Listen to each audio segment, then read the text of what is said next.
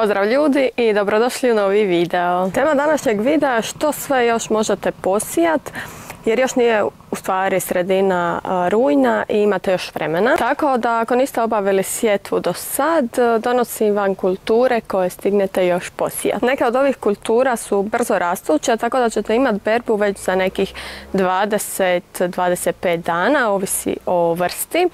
A nekima treba malo duže, tako da bi bilo dobro ih posijati kroz sljedećih par dana kako bi što prije počele rasti. Sve ove kulture koje ću navesti su otporne na mraz, tako da ćete ih brati tokom zime pa sve do ranog proljeća. Idealno je vrijeme za posijat razne vrste salate kao što su rikola, razne vrste radića, endivija, matovilac, iako će on biti nešto kasnije, ali sad je pravo vrijeme da ga posijete i njemu odgovara hladnije vrijeme. Također možete posijati i kristalku i putericu. Sljedeće što možete posijati je špinat, ono raste relativno brzo, ovisi opet o sorti.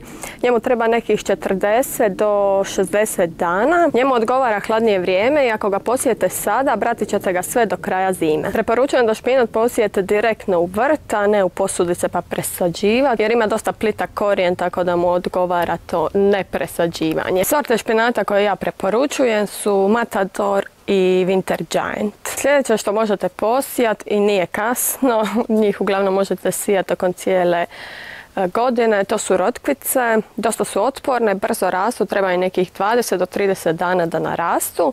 I također listovi rotkvica su jestivi. Možete ih koristiti u salati, znači te mlade listove rotkvice, a starije listove rotkvice koji su malo tvrđi i gorči možete kuhati. Ima raznih vrsta rotkvica, bijele duge, meni su one stvarno odlične i dosta su hrskave.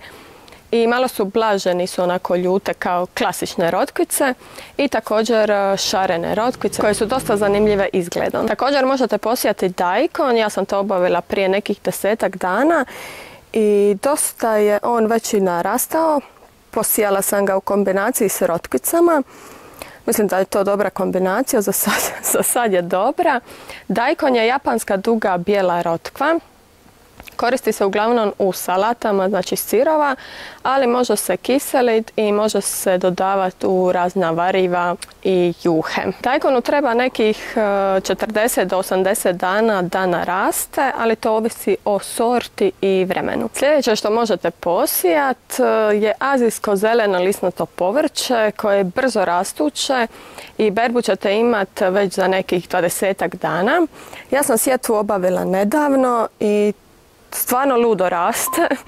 Još je bilo par kiša, tako da to je doprinijelo bržem rastu. Neke vrste koje ja preporučujem su pak choi, komatsuna, tatsoi, amsoi, garnet giant i mizuna. Mizuna je salat azijska koja je dosta slična rikoli. Ima taj malo ljući okus i dosta je otporna. To azijsko zeleno lisnato povrće možemo jesti sirovo, međutim možete dodavati ih u razna ostala jela kao što su wok jela, variva, juhe ili ih samo blanširati kao prilog nečemu. Rastu dosta brzo, tako da već za 3 tjedna imate berbu i ja sam otkrila to azijsko zeleno lisnato povrće. Ima otprilike godinu dana i stalno ga uzgajam, jako mi je ukusno, neko je blažeg okusa, neko je onako pikantnijeg što ja volim. Tako da eto, moja preporuka za azijsko zeleno lisnato povrće. Sljedeće što možete posijati ako niste do sad, nije još kasno, stignete su razne vrste kupusnjača. Brokula, cvjetača, šenon, raštika, glavati kupus, crveni i bijeli. Sve to stignete još posijati i preporučila bi da sjetvu obavite kroz sljedećih par dana. Šenonu, brokuli, cvjetači treba nešto duže do berbe, 70 do 100 dana, ovisno o sorti i uvjetima u kojim rastu. A ako želite kupusnjače koje brže rastu, preporučujem da posijete kovrčavi kelj ili Toskana kelj koji jako brzo rastu. Toskana kelju i lisnatom kovrčavom kelju do berbe treba nekih mjesec dana, tako da je to isto relativno brzo. Kako lisnatom kelju i Toskana kelju beremo samo listove, berba će potrajati sve do proljeća. I sljedeće što možete posijati, još stignete, je mrkva i cikla. Ja sam ciklu posijala.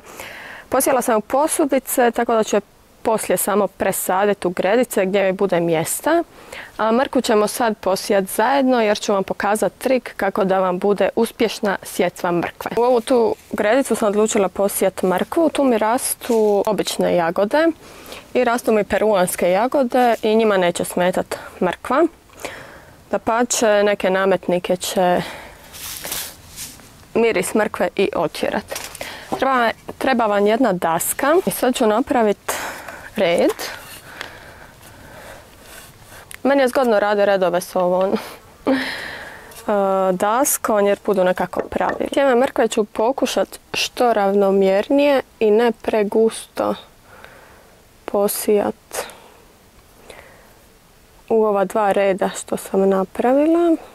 Bolje odvojiti malo više vremena kako bi vam sjeme bilo što ravnomjernije i ne pregusto.